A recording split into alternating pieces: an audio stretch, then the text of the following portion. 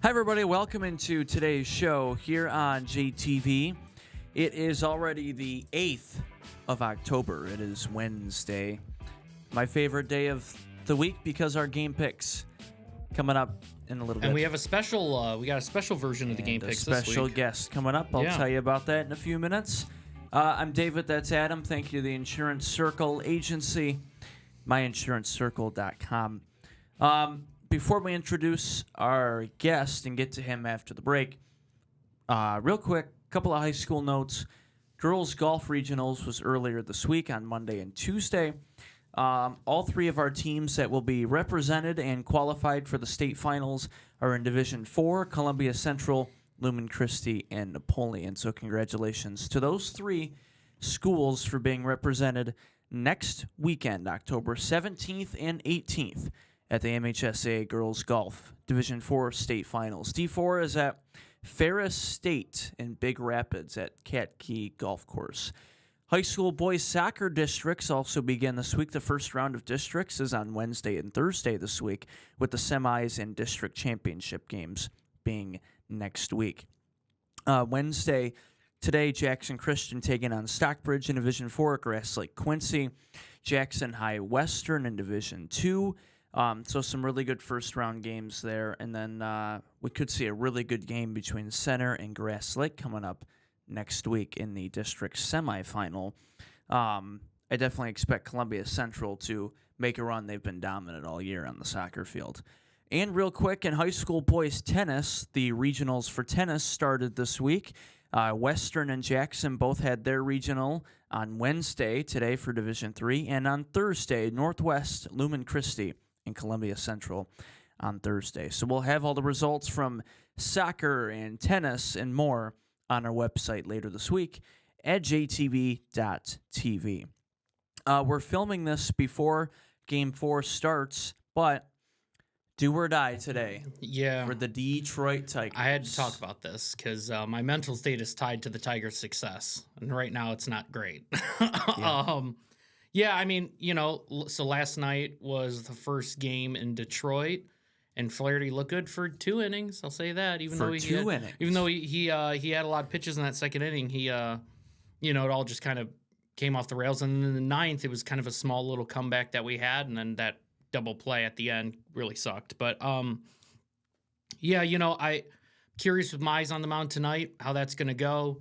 We want a Game 5. Game 5 is going to be on Friday at 4:40, of course, on FS1 like it's been on, which for is all the games. A shame. Yeah. It was on FS2 It was on FS2, yeah, because we had the whole rain delay, and that could have played a part in some of this as well. But, I mean, what's your opinion on this series so far? Seattle's a great team, obviously, and we've kind of hung in there. Obviously, last night was a little rough, but we've hung in there. I mean, these have been some competitive, really competitive games. But I think, real quick, I think the way that we win this series and we win this game tonight, and anything can happen in a single Game 5, but I think how we win this game tonight is got to keep it close, got to keep it low scoring, and we really have a shot. If it's like a 2-1 game going into the 7th, I feel really good about our chances. But because we're good with timely hitting, we're just not good with stringing all these runs and all these hits together. Well, and that's how the Tigers have to win games. Clearly, they haven't shown they're able to score 5, 6, 7, 8 runs. Yeah, right. So if they're going to win, it has to be 2-1. Yeah, or, whatever it might be, low scoring. And if it is Game 5, I still don't really feel that confident about Game 5, even if Scooble pitches Game 5. Yeah, which we don't know yet. Because the one team that has been able to hit off him well this year is the Mariners. Yeah. In Seattle. And one of those things is like, I know Scooble's had some good postseason appearances, and I don't even, some people are getting on him for giving up those home runs. He gave up solo home runs in the Game 1. So, it's not like he gave up 2 grand slams. Yeah, I know. So it's just kind of like, I'm not going to get on too much. That's what you want to do. Kurt Schilling made a living off of, being dominant, but then also when he gave up home runs, nobody was on base, which is what you want if he makes a mistake. And they were mislocation pitches as well. It was like, trying to throw a change up low, and it just was a little bit too much over the plate. So, but if he is the real deal, and I know we already know he is, but if he's the real deal in terms of like postseason success, he's got to play Game 5 like we saw Verlander all those years ago for us playing Game 5 where he was almost unbeatable, where you could have him go 9 innings. And that's where I like our chances in Game 5 if he can play. You won't put unless his pitch limits out, unless his pitch count's out of control, you won't put a limit on it if it's a Game 5. Sure, you're not going to be able to use him Game 1 of ALCS, but it's do or die. You're trying to get to a potential pennant clinching series. But that series, though, is a best of 7.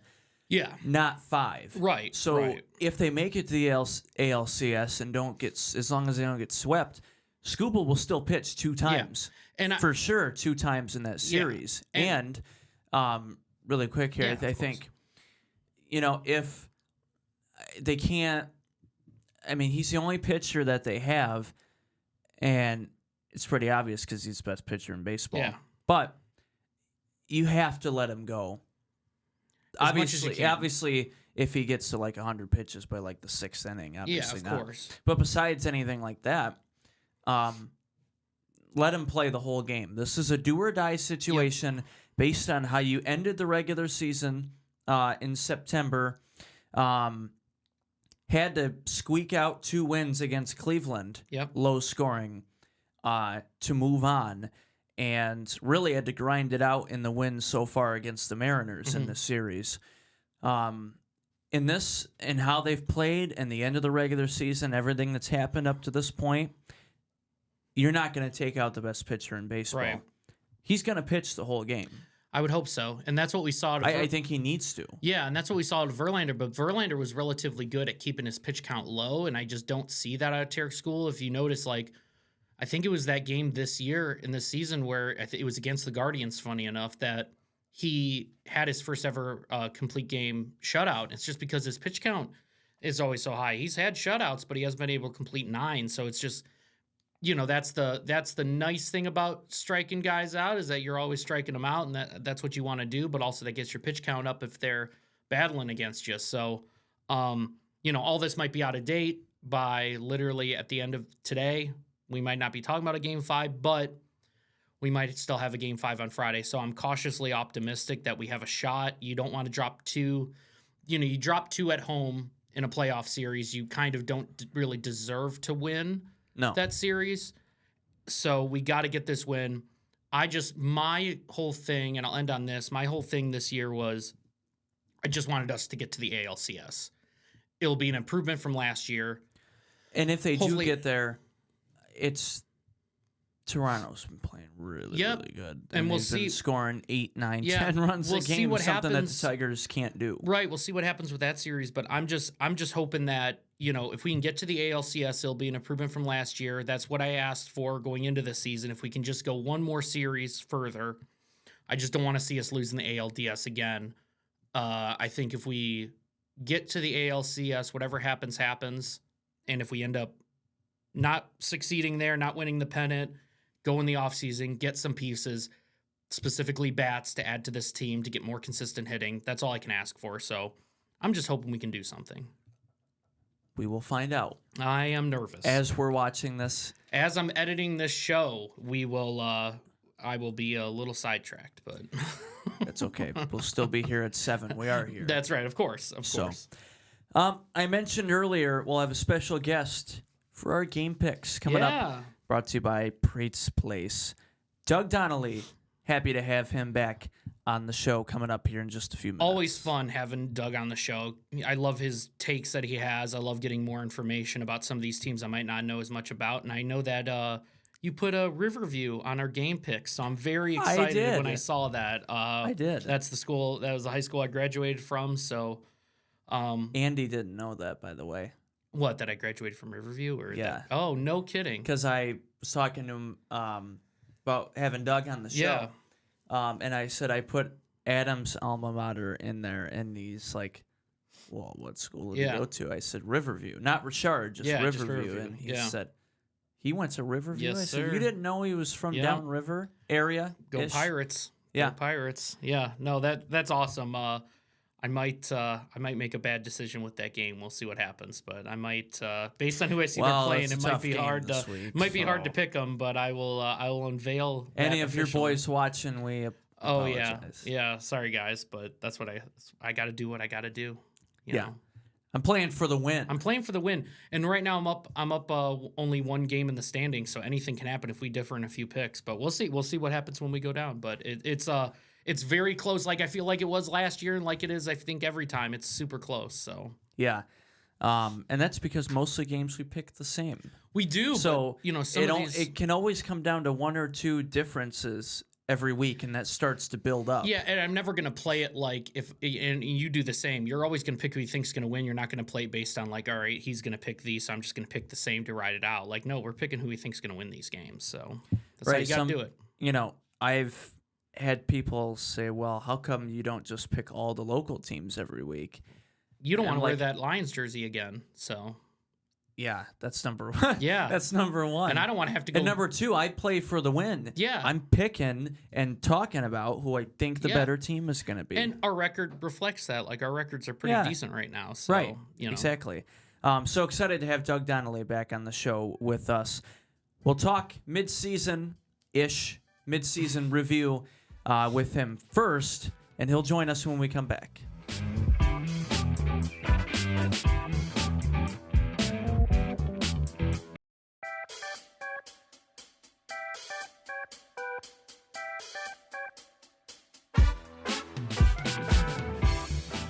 Welcome back here on JTV. Thank you to the Insurance Circle Agency, myInsuranceCircle.com.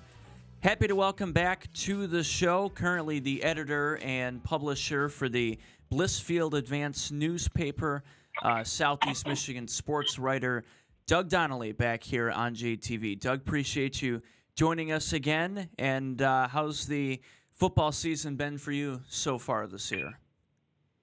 Hi, and yeah, thanks for having me back on. Appreciate it. It's been a great football season, and I can't believe it's already this deep into the season. We're talking playoff positions and point rankings and things like that. So it always sneaks up on you. But here we are in week 7 already. Yeah, we'll get to some of those playoff points and projections coming up in a few minutes. First, again, for those that didn't get a chance to check out the magazine before the season, Overtime Plus, I've read through it several times. Again, appreciate your support of JTV and including us in there. So we thank you for that. How has the results and the feedback been from the Overtime Plus? Very positive from like all corners of Southeast Michigan. I can't wait. I already have some suggestions for next year and maybe some more teams to include.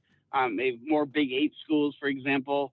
I had a couple of schools reach out to me and say, next year, keep us in mind. And some of the Southeastern Conference schools, the Ann Arbor area schools and Pinckney, places like that, they want to be part of it next year as well. So we had, 48, 49, 50 teams in this year.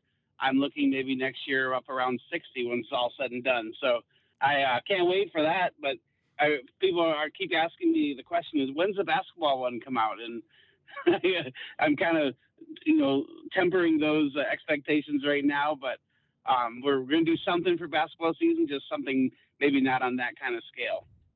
For sure. All right, let's get right into our mid-season review, if you will. Just a couple of teams I wanted to mention so far for this year. We have 2 teams undefeated in the Jackson area, starting in the Big 8. Springport, 6-0. I believe 3 or 4 of their games so far out of 6 have been shutouts, too.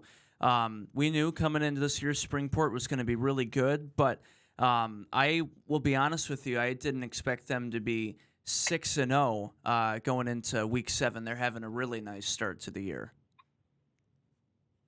Yeah, for sure.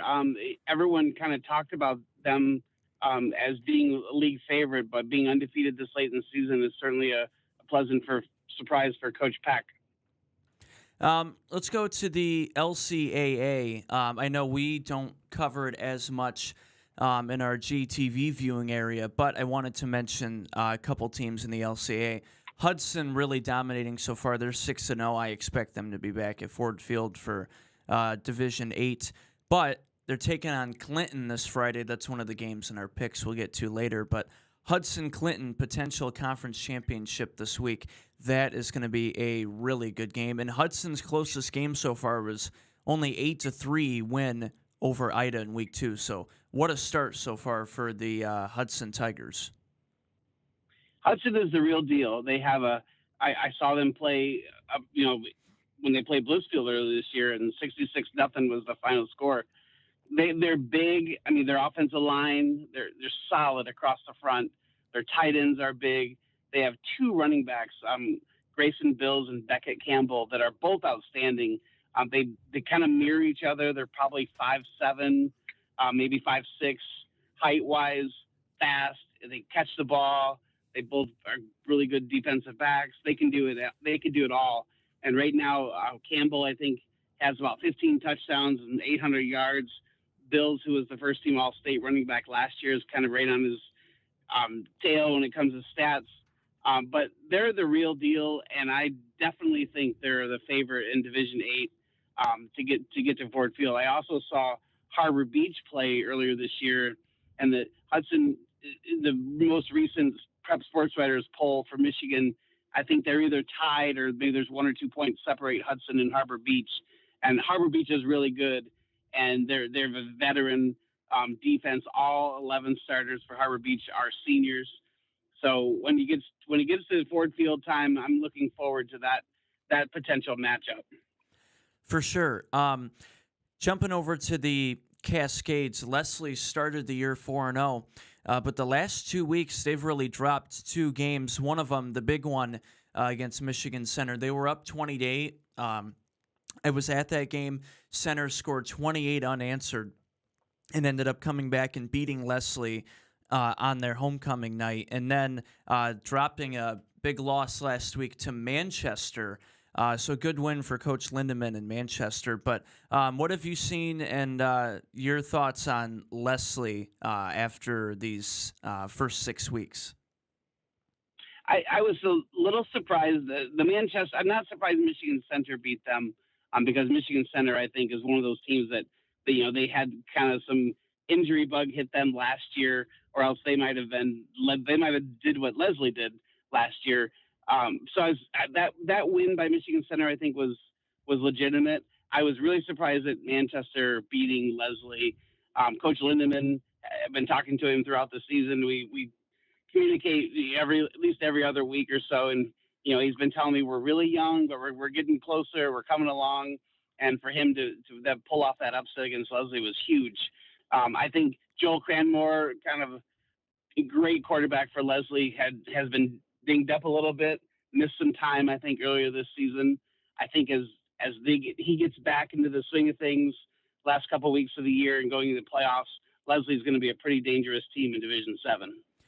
Yeah, absolutely. And we'll get to, as I mentioned earlier, some of the playoff projections in a few minutes, because they could see some really good Division 7 teams that we will mention coming up here in the first couple of rounds.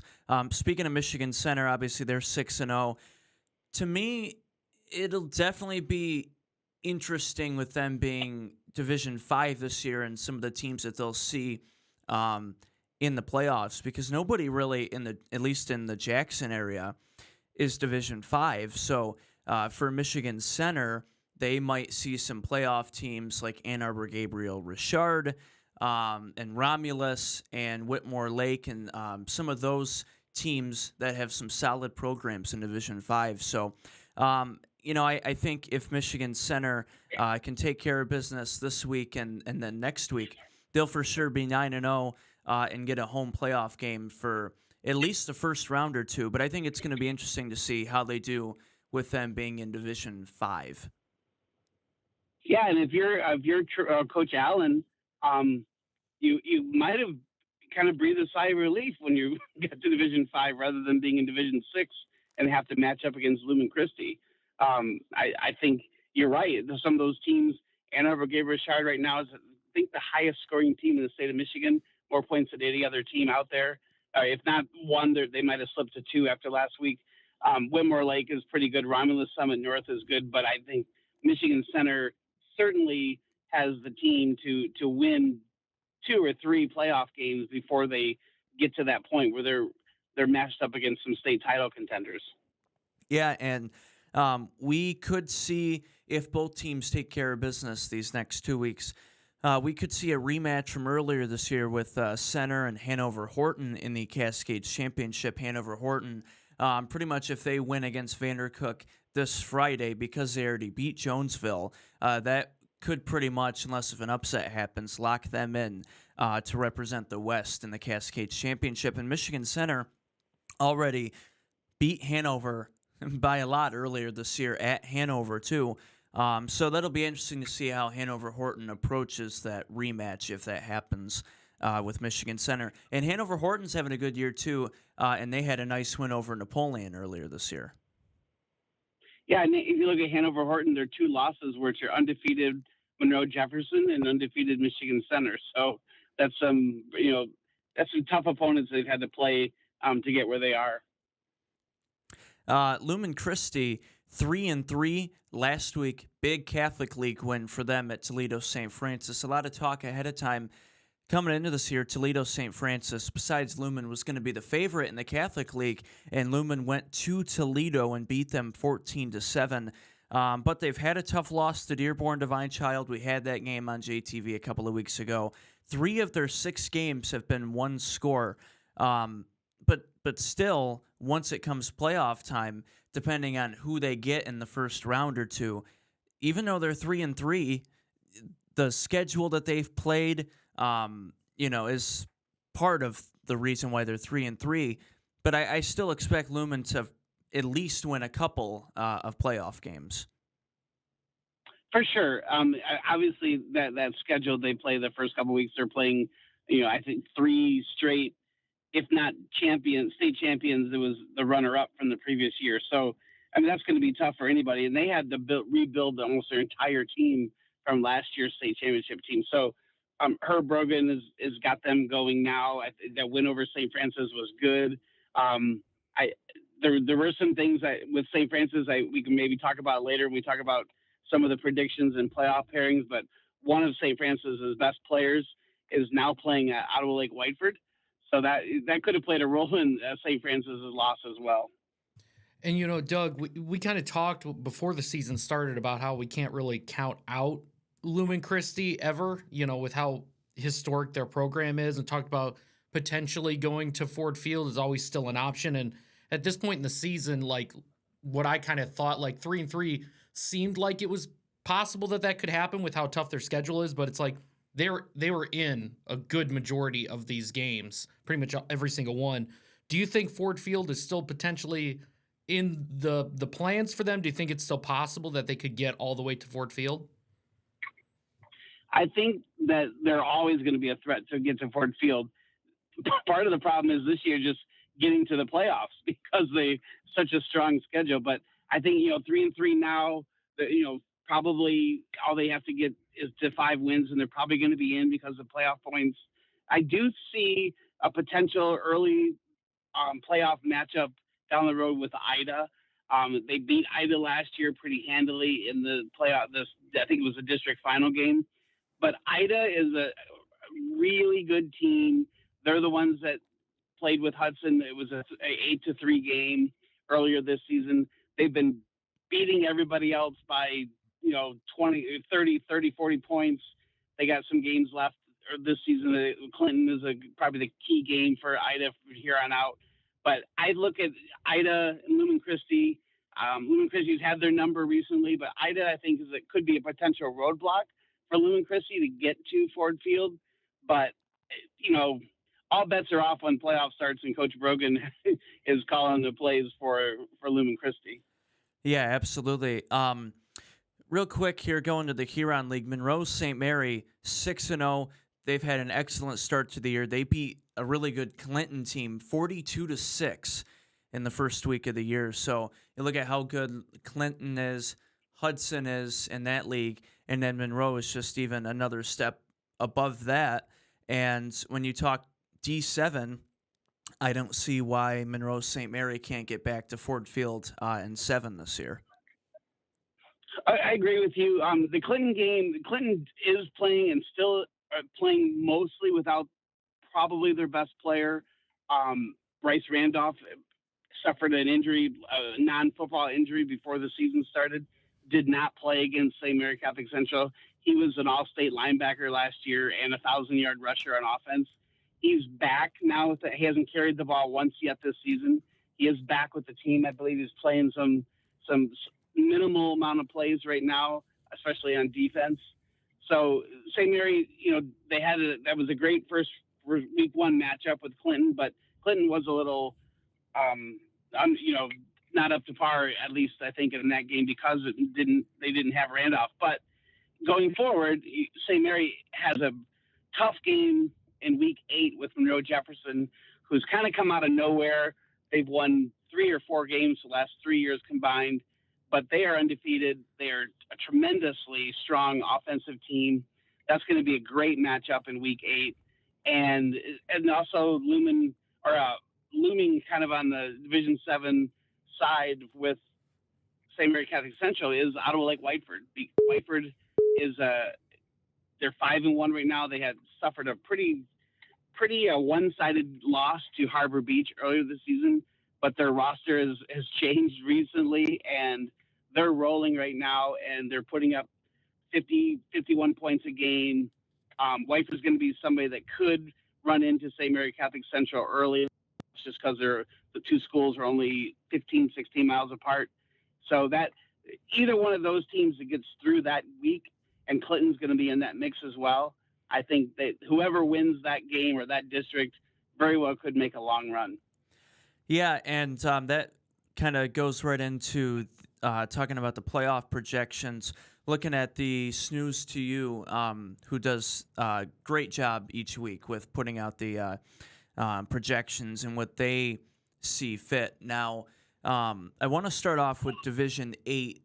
That could be very interesting how they map out a couple of these regions in Division 8 because just a few weeks ago, Vandercook Lake was in the playoffs, and so was Manchester. And then you have between Hudson and Springport, could they have put those 4 together? But then that would screw up, a region where one of them could have to play Beale City or Fowler, on and on. So, and really, one decision like that where do we want to put this team in this region or that region? I mean, that could shake up the whole thing, you know what I mean? Especially right now with who could be in, especially from the Jackson area, or who might not make it in for Division 8. Yeah, we've seen that in the last couple of years, especially with several Division 8 state championships have come from this part of the state.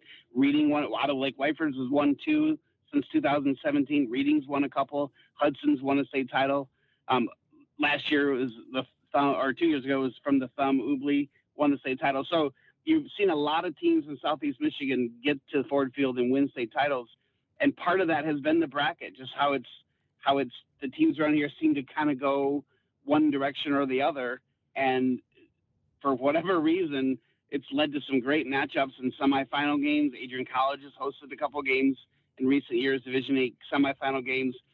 Riverview, Gabriel Richard, I think last year was the team that won the Division 8 state title. So, one team, gets into the playoffs at 5-4 the last week of the season could shift everything. Like this year, I've seen some Snooze right now has the projections showing St. Mary Catholic Central going kind of east with some Detroit schools and all the way up to Burton Bendel, which is a Flint area, and has Whiteford going west with Hanover Horton, Leslie, and I think Clinton. So Whiteford and St. Mary Catholic Central, I mean, if they play each other, it could be a first or second round game, or they could kind of funnel around each other and not even meet till the semifinals or state finals. So it's all fun to watch and project right this time of the year.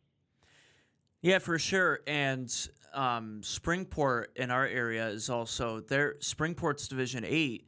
Now, if they make the playoffs, and they made it to the second round last year, lost to conference rival in Reading, already beat Reading earlier this year in the regular season. But if Springport's going to make a even deeper run and win another playoff game or two this year, that I got to imagine they're really watching these projections, because obviously if you're Springport, you don't, not completely counting them out, but you don't want to end up with a Hudson in the first or second round, or a Beale City or Fowler. And then if you're Manchester and you end up sneaking into the playoffs, the current projection right now has him on a completely other side and going to Allen Park Cabrini. But if you're Springport, I got to imagine they're really watching these projections and what could happen very closely if they want to make an even deeper playoff run. Yeah, Manchester last year went to that East district with Petersburg, Summerfield, and Cabrini and Riverview Richard. And of course, Riverview Richard went on to the state championship game. But yeah, looking west, Hudson, I still think, I got to believe Hudson's the team to beat. I like Springport. I like what they can do. But Hudson's just, the power game that they have is just tremendous. And with those two running backs, even a third running back in Devon Brigman, has been just as effective as the other two.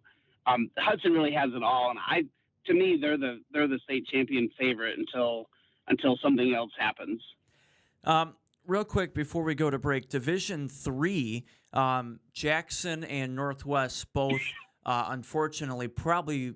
I mean, if Northwest wins these last couple of games, they still have a shot to sneak in the playoffs. But between them, Jackson, and then Parma Western, really those three have really struggled this year, at least 2 out of the 3. But in Division III, out of the SEC, you could end up seeing a Lincoln-Adrian rematch. Not super deep in the postseason either. Obviously, a couple weeks ago, Lincoln-Adrian, it was a 3-0 game for Adrian with a field goal in the fourth quarter. I got to imagine that would be the game of the year for Division III to have that rematch. Yeah, Adrian, it was actually a last-second field goal. It was a walk-off field goal for Adrian.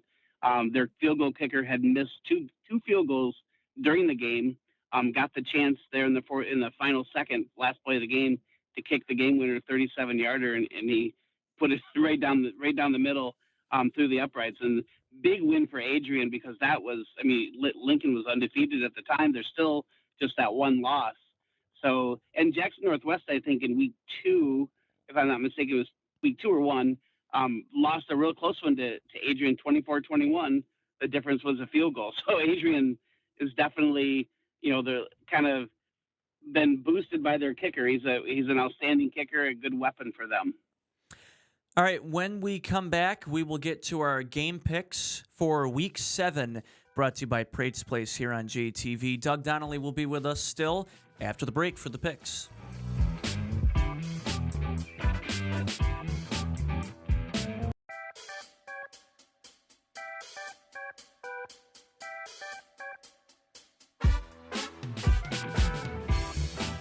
Welcome back here on JTV. Sports writer Doug Donnelly still with us. Thanks to Prate's Place in Grass Lake, the newest spots before or after the game to get yourself a beverage and a good pizza, any of their smoked meats or anything on the menu at Prate's Place in downtown Grass Lake. Thanks to them helping us bring you the game picks each week, already into Week 7 of high school football. Let's get right into it. Big 8. Springport, they're 6-0, going to Quincy. I will take Springport big in this game. Doug, who you got? Springport, they're going to keep rolling. I expect them to win the conference championship, and there no hiccups this week. Yeah, same here. I mean, I've been picking Springport all year. It has not done me wrong yet, so I just got to take the port again. Keep it rolling. Staying in the Big 8, Stockbridge, coming into that game last week against Springport, I didn't expect Springport to not only beat them, I mean, I did expect them to get the win, but 53-0. Yeah. Just adding another shutout because Stockbridge had those really good 2 wins against Union City and Reading the 2 weeks before. But Stockbridge going to Vermontville to take on Maple Valley this week, and I will take the Panthers of Stockbridge to get back in the winning column. I agree. Maple Valley, they've had a decent season, won a couple games. Last week they beat St. Creek, but I definitely think Stockbridge takes this one. Yeah, I mean, I have to agree. Maple Valley has done well, but Stockbridge is just, they got to be the team to win this game, so I'm taking Stockbridge. Let's go to the Cascades West. Addison still looking for their first win. Quite a few of these games, they've been in it, especially those first 3 or 4 weeks, but they just haven't been able to finish games, and that's why they're still looking for their first win. They host Homer. I don't see Addison getting their first win this week, although I do think it could be an interesting game with Homer because Homer's been up and down, but I will take Coach Nick Cass and the Trojans of Homer. I'll take Addison in this one. I think they've been close a couple weeks. I think they're healthy right now. They had missing a few pieces earlier this year. I think it's time for them to get a win. They're not an 0-9 team by any stretch of the imagination. They're a pretty good roster. They got some players back from last year. I think Addison picks up their first win this week. I really want to take Addison. I really want to join Doug and take Addison, but I have to do the safe play and pick Homer. But I agree exactly what you guys say, though, in terms of this is a game that they could win. And I don't think that they're an 0-9 team. I think they have a shot here. I think it's going to be close, and I think it's going to potentially come down to the end. But I'll pick safe, and I'll pick Homer here. Staying in the Cascades West, Jonesville, they're having a nice year. Their running back, John Milks, really playing well, leading the ground game for Coach Keller and the Comets. They go to Brooklyn to take on Columbia Central. I will take the Comets of Jonesville. I agree with you. Columbia Central is kind of a tough place to play. There's been some upsets there for sure over the years where a team comes in as the favorite and Columbia Central takes the win. But Jonesville, I think, is too strong for them this week. Yeah, I think all the kids at Columbia Central are not going to like this pick. I will take Jonesville. I'm going to hear about it if Columbia Central ends up winning this game. And I agree. I mean, like Columbia Central has had some upsets that we've seen when they're hosting. So definitely have a shot. But another one of these teams that I've been picking all season that I really like is Jonesville. So I got to stick it with Jonesville here. For sure. Going to the Cascades East, Michigan Center. They're one of 2 teams left undefeated in Jackson County. They go to Grass Lake to take on the Warriors. Grass Lake really struggled this year. Tough loss to them against Napoleon last week. I will take Michigan Center big here to go to 7-0 at Grass Lake. Yeah, I agree. No time for the Cardinals to trip up here. They're headed for the Cascades Conference Championship game, and they should win this one pretty easy. Yeah, same here. I think this is the type of game that Michigan Center is just going to easily win. We'll see what happens, but I really like Michigan Center. I've been picking them all year as well, so give me Michigan Center. Give me the Cardinals. A non-conference game for Manchester. It's very rare that you get a non-conference game in Week 7, but because East Jackson only has 3 varsity games, they have their last one next week against Vandercook. Manchester is hosting Niles Brandywine this week. I love Coach Lindemann, and I love Manchester. Great win for them last week against Leslie. I am going to take the Dutch to get another win at home. I concur. Coach Lindemann really has his team coming along from where they were, I'd say like the third week in August after the first week of practice to now has been kind of night and day. And I think this is another week they need to win in order to lock in some playoff points. So this is a big week for them. Yeah, same here. As much as I want to differ you, David, because right now we have the same exact pick so far, but it's just like this is such a big game for Manchester. They need to keep rolling, especially with what happened last week. I mean, that's huge. So I'm picking Manchester. They need the to win this points, game. too. Exactly. So it's like that's why I have to pick Manchester in this game. I think this is a big one. Leslie, they've dropped back-to-back games. They lost to Center 2 weeks ago. Just mentioned the loss to Manchester last week. They go to Napoleon this Friday. Now, Napoleon and Center are both still undefeated in conference play. So if Leslie wants to spoil that for Napoleon and not give Napoleon a chance to have a winner goes to the championship in Week 8 with Center, Leslie, it's do or die for them as far as the Cascades goes this week. It's tough because I've been picking Napoleon. I love Napoleon and how they've been playing, but I've also really liked Leslie. I picked Leslie over Center, I'll admit that. It was a close game, though. Yeah, it was.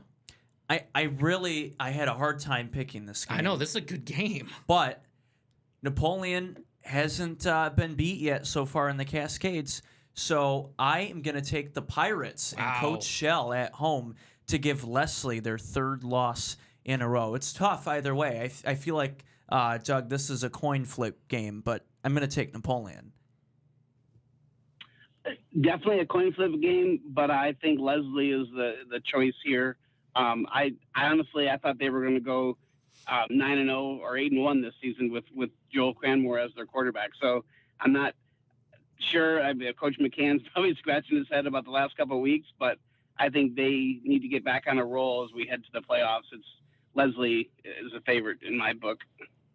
I mean, I got to go with my boy Doug. I think Leslie does win this game, and I think standard logic tells you a team coming off of a couple losses, this is your time to take them. So I'm alone here. I'm taking Leslie. Napoleon. Yeah, but this is one of those games where I believe it is a coin flip. So I'm totally good with you taking Napoleon. I think this is going to be a great game. I'm excited to watch this one. Well, just like last week with the Grass Lake game, and really any game for Napoleon, if they get the lead first by a touchdown or two because they run the tee, it's going to be tough. It's going to be tough for any team to come back. So Napoleon's got to score first and come out fast. But Leslie's the type of team that can score points real quick, so I'm good with that. If they do go down early, Leslie can move the ball down the field. So that's why I think this game it looks really intriguing. For sure. One more game in the Cascades West, Hanover-Horton at Vandercook. Pretty much Hanover can almost solidify their spot to get back into the Cascades Championship with the win this week at Vandercook. I'll take the Comets of Hanover-Horton.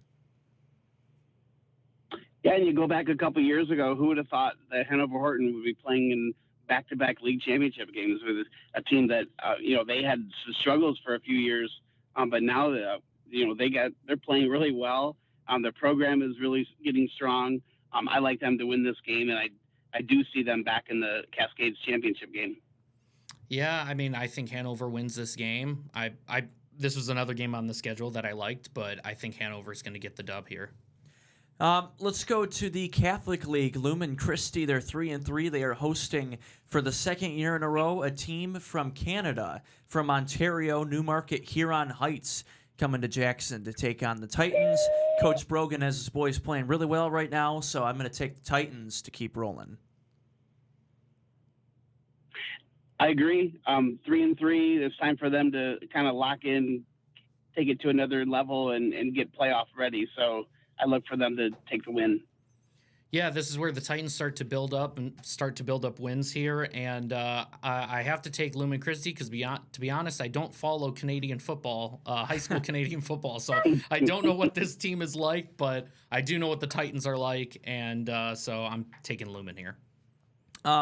Let's go to the Huron League. Riverview, Adams' alma mater, Let's actually. go. Riverview, the Pirates. They are at Monroe St. Mary Catholic Central, who has been rolling so far. But Riverview's 4-2. They've had back-to-back wins last 2 weeks against Flat Rock and New Boston Huron. I'm sorry to your alma mater, Adam, but I am going to take Monroe St. Mary to go 7-0. I agree. St. Mary's is going to probably win this game. Coach McLaughlin is a great guy. I love talking to him. When I email him or call him, he's always very responsive, gets me stats when I need it, stuff like that, which I totally appreciate. But St. Mary Catholic Central is playing for Huron League and I think a possible state championship. So I like them this week. Oh man, I'm gonna hear about this, but I play to win, and I think Monroe St. Mary's is gonna win this game. I just hate doing this, but I know. I have to take Monroe here over the Pirates. Shout out to everybody in Riverview, but yeah, I just don't Just see them Riverview, winning. not Riverview Richard. That's right. 100%. But you know, this if it could be any other game, Riverview game, I would easily take Riverview here, but I have to take Monroe. Sorry, guys. Well, they're playing Grosse Ile next week, Yeah, so yeah. we could throw that. Let's back throw in the that in pic- there, yeah, so I can redeem myself there. Yeah, there you go. Let's go to the I-8. The game will have live on JTV this Friday. Western Parma, they are hosting the Mounties of Northwest. We just talked about Northwest earlier. Only a 3-point loss to a really good Adrian team. And it's been the last few years, Western has had Northwest's number by a lot. And we've covered a lot of these games. We've broadcasted a lot of these live, and you know, I think Northwest has a really good shot this year. Yeah, and based on how Western has really struggled this year, they have a lot of new faces though. First year head coach Cody Bentley's been with the program, but it's still year one for him as the head guy. New quarterback, some new skill players. So I think this will be interesting, and I do think this is the year that the Mounties will beat Western. So I'm going to take Northwest to go to Parma and beat the Panthers. I would agree with you. I think Northwest that loss to Adrian kind of shows that they have some talent there and some ability to move the ball. I like them in this one. You know, I really thought that Parma was gonna really kind of do something this year, and they've really struggled. And at the beginning of the year, if you would have told me this was the matchup, I would have taken Western. But based on what I've seen out of Northwest, I'm proud to say that I think that they're going to win this year. And like I said, covered a lot of games where they were blowouts, and Northwest really wasn't in the entire game, especially in the second half. But this time, I think they actually do it. So I'm going to take the Mounties here. I think everybody's going to be very excited in Mountie country to see them win. So I'm going to take them For sure. This is my game of the week for our picks this is here. unbelievable, yeah. Potential LCAA championship. Hudson 6-0. The Tigers going to Clinton to take on the 5-1 Red Wolves. Last year, Hudson won 22-6. And Clinton lost 3 of their last 4 games to end the regular season. That was the first loss for them in that stretch at the end of the year. I like Clinton. They've been playing really well, but like you mentioned earlier, Doug, Hudson's just Hudson, and their power football is just unmatched. So this could be high scoring. This could be a lot of things, really. But I'm going to take the Tigers of Hudson to potentially seal the LCAA this week and take the Tigers on the road. Hudson wins. I think wins this game, and like they're getting ready to make a deep run in the playoffs. Clinton, last year you mentioned just now about they lost, suffered some losses at the end of the season. So they're looking at the same type of way to end the year. They finished. They have Ida still to play. Ida's a really good Division 6 team, and they play Ubly in week 8 or week 9, I think, on the road.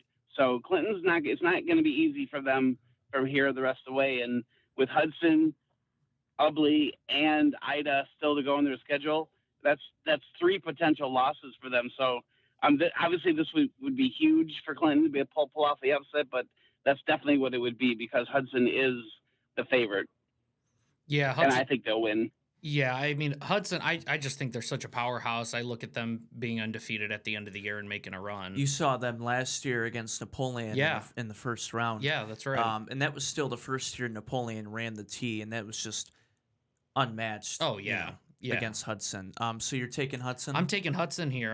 I just, like I said, I think they're going to be undefeated at the end of the year, so I got to take them. One more game of the LCAA. Hillsdale still looking for their first win. They host Onstead.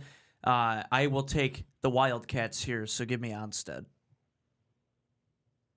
Agree. They won last week against Blissfield in a pretty competitive game, 33-27. was the final. I'm not sure if their quarterback, Lucas Arnold, will be back or not, but last week Cole Wells came in and did a great job for them at quarterback. Had more than 100 yards passing, or more than 200 yards passing, and 100 yards rushing. So I think Onstead keeps it going, and unfortunately for Hillsdale, I think they've lost now 15 straight games dating back for a couple of years. So they have a great quarterback, Evan Town. I really like him, but I think Onstead wins this game. Yeah, I would love to say Hillsdale finally gets the win over Onstead, but I just don't think it's going to happen this year. When you have a team with depth, that just really, really destroys you. So I'm going to take Onstead here. And our final game in the SEC, Jackson coming off the win last week against Monroe, a rematch, one-score game last year at Monroe. Monroe came back at the end. Last week we had it live on JTV, but Jackson beat him 26-20. But Jackson still had a tough year. They go to Lincoln, who's 5-1, still one of the best teams in Division III to me. And again, their only loss was to Adrian on that field goal at the end, 3-0. So I'm going to take Lincoln big at home against Jackson. Yeah, Lincoln is they dropped from the SEC red to the SEC white this year, and you're still in contention for the league title, although obviously Chelsea is going to have something to say about that. But yeah, I like Lincoln as well. And go ahead, Adam. Real quick. This is going to be a quick one. I think Lincoln, as much as I hate to pick against Jackson, I just think Lincoln is really dominant. So I have to take Lincoln here. Like I said, as much as I don't want to pick against Jackson, I just don't know if Jackson can play all four quarters how we want them to play. So I have to take Lincoln here. The biggest thing for Jackson has been finishing games. Yeah. They got the win last week against Monroe, but when we talked, when Max interviewed Coach Parker after the game, they still didn't finish the game well. They were up 20-0 at halftime and still only won 26-20. Monroe scored 3 touchdowns in the fourth quarter. Yeah, he wasn't thrilled even after the win. He knew that, hey, we didn't finish how we wanted to. So. Right, and their best player, Jaden Ramirez, their normal starting quarterback, had a concussion. He was hurt last week. So they will definitely need him back for these last few weeks. Before we let you go here, Doug, I saw that Sand Creek, because of their injuries and low numbers, had to cancel their game again this week. Can you give us any insider info about maybe any games coming up for Sand Creek and if their numbers will improve at the end of the regular season, or anything you have on Sand Creek? Yeah, I'm sure. I spoke to Coach Derek Hewitt this morning about this week having to cancel their game with Cassopolis, and it just comes down to numbers. They knew back in May or June that this year was going to be a struggle. They only have 5 seniors on the roster, and I think 2 of them right now are out with injuries. They had, and Coach told me these aren't like kids that are hurt. These are injuries. There's a couple MCL strains. I think someone broke a bone, maybe a separated shoulder in there. I mean, these are kids that can't go. It's not kids that don't want to play or they're banged up. They're actually out. I mean, they're in no shoulder pads or anything. So they're playing hard right now, but they just lack numbers, and that's hurting them. I did talk to Coach Hewitt, who said he believes future they're going to be okay. I've heard some people say, "Oh, they need to go 8-man. They need to go 8-man," things like that. But they do not want to do that from all accounts that I can hear from St. Creek. Next year, they expect to have a pretty robust program, up to 50 kids probably, with a big 8th grade class replacing the small senior class this year. So I think St. Creek will be back, down the road. They're going to struggle the rest of the season. I don't know about week 8 if they're going to have enough players. Maybe week 9 I think this Big 8 does a crossover game. So I'm not sure who they'll play. I think with the Southwest 10 maybe. So we'll see how that goes. But he did say they really want to at least get one more game in especially for the seniors that are still playing and have kind of like a senior night, so to speak. So this week for sure, no St. Creek, but the last couple of weeks, I think they're still up in the air. But they really want to get back at least one of those 2 weeks. I almost forgot one of our Jackson teams on the picks. Oh, no. Concord in 8-man action, the Yellow Jackets. It's a home game, but they are playing it at Albion College. Interesting. This Friday, so that'll be a cool experience Yeah. for them to play at Albion College. They are hosting Holgate from Ohio. Holgate scored 60 and beat Concord last year. It was 60-32. I hate picking against Concord again. I picked against them last week and took Pittsford. Pittsford beat them. So real quick here, I'm going to take Holgate at Albion over Concord.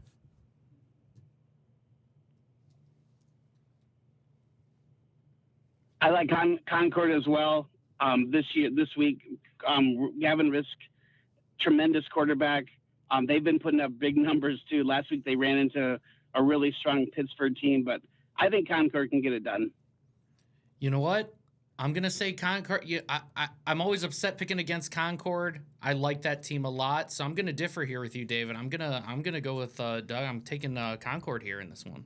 All right, that will still be at 7:00 this Friday at Albion College.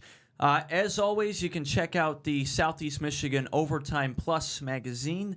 Got a lot of great info on there, schedule, stats, anything you could ever want about almost 50 teams between the Huron League, LCA, Cascades, SEC, TAC, 8-man, and on and on. So check that out, Overtime Plus. As always, good to talk to you, Doug. Appreciate you joining us again, and hopefully we will get to actually see each other in person at maybe a playoff game or two coming up. So appreciate you joining us again. All right, glad to be on, and maybe the Cascades Conference Championship game as well. We'll see. Yeah, there you go. We'll have that live on JTV, right. So maybe we will see I you love there. those Saturday afternoon games. Yeah, Those absolutely. Saturday afternoon games are great, so maybe I'll see you then. Right. Thanks, Doug. Appreciate it. All right, take care, guys. Doug Donnelly from the Blissfield Advance and Southeast Michigan sports writer here on JTV. We'll be right back.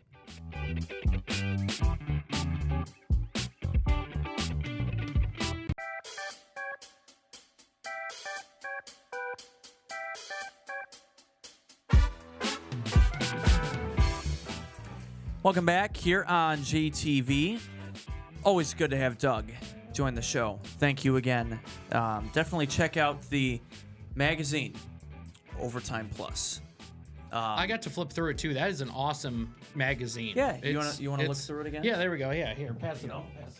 There we go. As I get off mic, but yeah, no, this is always so sick to be able to like peek through and see like the write-ups on the individual teams, and it's just like,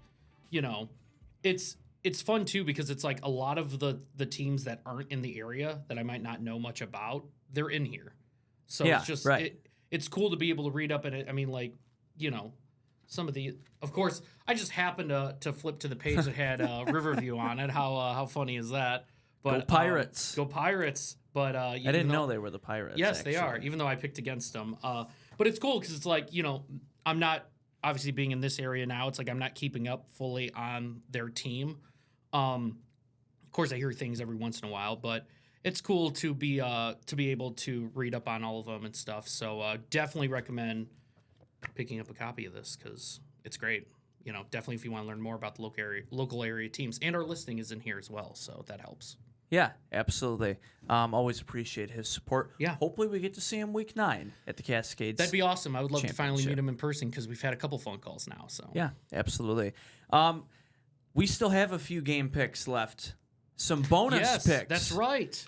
That's right. Again, brought to you by Prate's Place. College and NFL. Yeah. Start with the Saturday games. The Buckeyes are finally playing a real team this week. I know. They're dude. going to Champaign to take on the Illini. I hate picking the Buckeyes each week, but I'm going to pick the Buckeyes. Oh, wait a minute. You are. I was hoping you were going to pick Illinois. I'm in that weird camp where I just still don't believe in Illinois. I don't know what it is about that team, but I just don't fully believe in them. I obviously am not going to pick Illinois here against Ohio State, number 1 team in the country, but I'm just saying that, like, even if it was a different team, I'm probably not picking Illinois in that game. But I think Ohio State's going to stomp them. I really do. I don't normally project blowouts, but I think Ohio State's going to handle them. Yeah, I know you do, but big SEC game. Bama, the Crimson Tide, number 8, going to Missouri to take on the 14th ranked Tigers. That game also at noon, along with Ohio State, Illinois. That's definitely a multi-view game for me. Yeah, oh yeah. At noon. I like both. I like that. I am going to take the Crimson Tide. Yeah, I will have to roll Tide here and take Alabama. Another team that I don't super believe in, even though they had the win over Georgia, they look good there.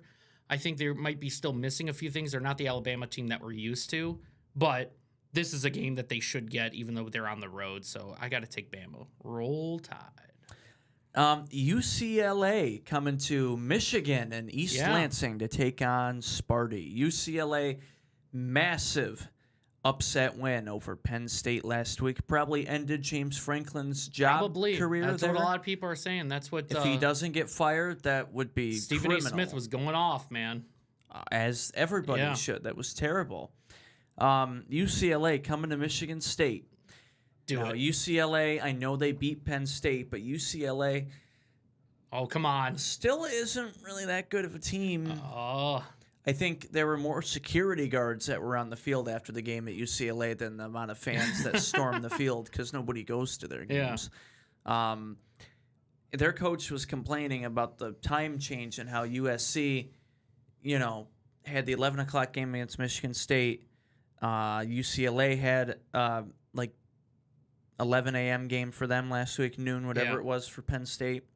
And now they have to come all the way to Eastern time zone. I am going to take the underdog UCLA. He did it. To get another upset and beat Michigan State in East Lansing. I'm taking Nico in the Bruins. Oh, I'm so happy you did that. I'm relatively confident Michigan State wins this game. We'll see what happens. I'm relatively confident Michigan State at home is going to beat UCLA. I would never take a team after an upset like that. Like, they're kind of riding high off of that upset. I just don't think that they're going to be able to be. I think Michigan State, and I don't think Michigan State is like a really, really good team by any means, but I just think that, at the end of the day, this is still two mediocre-ish teams. Yeah, so it's like Penn State had an off night. UCLA took advantage. I think Michigan State is a better team than UCLA, and I don't think Michigan State's going to have an off night. So I'll take the Spartans here. I know I took Ohio State and the Spartans in the same picks, and you will be surprised at who I take in one of the later games that we have on this list. Oh, no. Yep. This is a really good Big Ten game. This is a great game. I would rather watch this than any other of the college games. Yeah. Number 7, Indiana on CBS at 3:30, going to the West Coast to take on Dan Lanning and the Oregon Ducks. Indiana, Illinois, absolute stomping earlier this year. Yep. But Indiana is still playing really well. Maybe we can finally say they're a legit team because last year they made the playoff, but they didn't really play anybody. Yeah. So this is going to be... Other than Ohio State. I can't remember if they play Ohio State or not. But besides them, this is the biggest game of the year for them. Oh, yeah. Biggest game in the last 2 to 3 years. If you had told me that it was against Indiana would be one of their biggest games of the year, I'd be like, really? But Indiana's played extremely well. Yeah, but it's at Oregon. It is. I am going to take Dan Lanning and the Ducks of Oregon.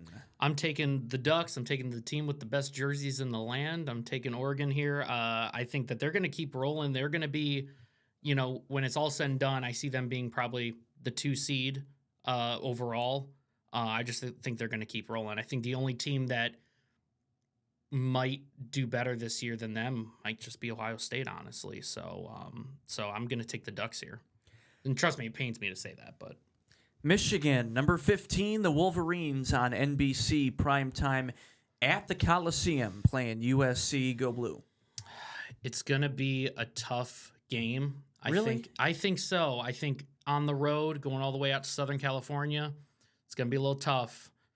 And I've picked against Michigan before, and they handled Nebraska. This one I think will be a little bit different. I think it'll be close. I don't think it's going to be a crazy blowout on either side, but I'm going to be taking the Trojans here. Oh, I am. my God. I am. That's ridiculous. You know, I'm looking to try to pull away from you a little bit in these picks. Justice Haynes, running back, leads the Big Ten in yards per carry, Oh, I rushing know. touchdowns, rushing yards. Bryce Underwood's a hell of a quarterback. I know, and trust me, I'm a fan of Michigan. I still love Michigan, but I just think I gotta go with my gut here and not with my heart. So I gotta pick USC. That would be devastating I know. for Michigan's playoff chances to I know. lose to USC. It would be. The only way they would be able to get back in is if they beat Ohio State. Which last few years has shown it's possible. Which you never know. Let's go to the NFL. The Browns and Steelers. I wouldn't have put this game in, but it's a division rival. Both teams, it's always physical and scrappy with them. They hate each other. I'm going to roll with my guy A-Rod and the Steelers because the Browns only have really one quarterback, Gabriel, because they got rid of Joe Flacco. So give me my guy A-Rod. You know, shout out to my boy Eric, big Shadur Sanders fan. And I can't believe you. Shadur is one injury or anything away from being out on the field now that Flacco's gone. So with that being said, I'm taking the Steelers, of course. I mean, come on, right? The Steelers are going to win this game. But then I said the same thing about the Packers against the Browns. Not to bring that up again. I know that the look on your face, not happy. But Steelers are clearly the better team, and right now they're the team to beat in the North, which I did not expect to say that, but they are. So I'm taking the Steelers. Wouldn't that be something if Joe Flacco beat the Packers twice in 1 year? Yeah, on two when we read different that teams? stat, being the first player to ever do that, that's pretty sick. That's pretty sick. Seahawks. Tough loss for them last week to Tampa Bay. Great game. 38-35. But they go to Jacksonville, who just got a huge win against Kansas City at Jacksonville, too, on Monday night. I want to pick the upset with Jacksonville, but Seattle, even though they lost, they've just been scoring too many points. They still put up 35 against Tampa Jaguars Bay. are the favorite, just so you know. I know. It's, favorite. 1.5? Yeah, it's close. Well, I'm still going to support my brother's team and take Sam Darnold and the Seahawks. Darn it. I thought for sure when I was doing these picks, we were going to differ here. I'm taking Seattle, but the reason I'm taking Seattle might not be based more on like the team. And I think the Jaguars have proved that they're pretty decent this year, at least being able to beat some of these teams like the Chiefs. Yeah. But I'm taking, if I'm going to have a selection here, I'm taking the team that has more rest. Jaguars are on short rest. Sure, they're home, but they have that short rest, and I think that's a problem after doing Monday night and having to turn around and do Sunday. So I will take Seahawks here. Not that I really believe in the Seahawks and think that they're an amazing team this year. I just think that if Jaguars are going to lose a game, it's going to be something like this. So I'm going to take the Seahawks of Seattle. The Bengals going to Lambeau to take on the 13-time world champion Green Bay Packers. Hopefully we don't lose to Joe Flacco 2 weeks in a row. You know who I'm taking. The Bengals? The 13-time world champion Green Bay Packers. You there. You better hope that you guys have a pretty good performance against the Bengals. If not, I ain't gonna be here Monday. Right. I still think you guys pick up the win. We'll see if it ends up being a dirty win or not. Joe Flacco's only had a little bit of time with this team, so I don't know if it's confirmed that he's starting. I assume that must be, but they haven't said. I don't know. They haven't said, but it's just kind of like, all right, you trade for him. How long are you going to wait to be able to start him? It's a game against Green Bay. It's in Green Bay. You're of course going to take the Packers here, but let's. They are starting. They are starting. Sorry to cut you off. They announced that about an hour or two ago, so he will start. And I think it goes to the Bengals' advantage that Flacco did face them before, so he's game planned for this team already. I think that's a big help, and it worked last time. So I'm going to take the Packers, but you're not going to like what I say here. Watch out for those Bengals in this game, man. That's all I'll say. Watch out for those Bengals. Not saying the Bengals are great, but I'm just saying in this game, watch out. No, it's a trap game. It could be. Because you look at what happened with the Browns. Yeah. Because the Browns have one of the best defenses in the league. They just can't score points to save their life. Yeah. So same thing here, I think. If Cincinnati's going to win, it's going to be a low-scoring game like the Browns game. Yeah, and I'm curious what the Jamar Chase Joe Flacco connection is going to be like. Um, Something to We'll watch. f- Something to watch. we'll find I would out. say this: if you're a fantasy owner of Jamar Chase, you cannot be upset about this trade. This is a clear upgrade. no, because Browning has really been sucking. Yeah. So to me, it's a clear upgrade. So if you're Jamar Chase, he was already kind of a must start because it's Jamar Chase, and you probably picked him first round, maybe even 1 overall. So this is a must start, even more now that he has Flacco. I think that maybe something's gonna happen here. All right. You added one more game, right? The Niners and the Niners Bucks. at Bucks. I feel like that's very interesting. Both 4-1 teams. I think it's going to be interesting. I am going to take Baker and the Buccaneers. Dang it. Yep. I'm also going to take Baker. I still say Ibuka is one of the best receivers already in the league. And I'm just a really big fan of him. Big fan of Baker Mayfield. I think that team keeps rolling. I think the Bucks are going to be one of those teams in the NFC that at the end of the year, they're going to be one of the teams to beat, but they got to get past the 49ers. And I assume Mac Jones is going to be starting again. Who? Mac Jones will be starting again. He looked Even great. when Purdy comes back, I don't see why he doesn't start. Yeah, They've been winning. They've been playing well. Yeah, he looks great, but I think the Bucks will be too much.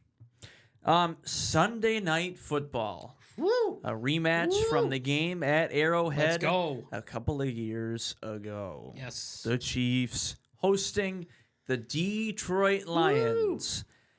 Now, before the Monday night game against Jacksonville, I would have picked Kansas City. You could still pick Kansas City. But Oh, come on. this is rare, unless if they're playing a bad team. It's rare that I pick the Lions.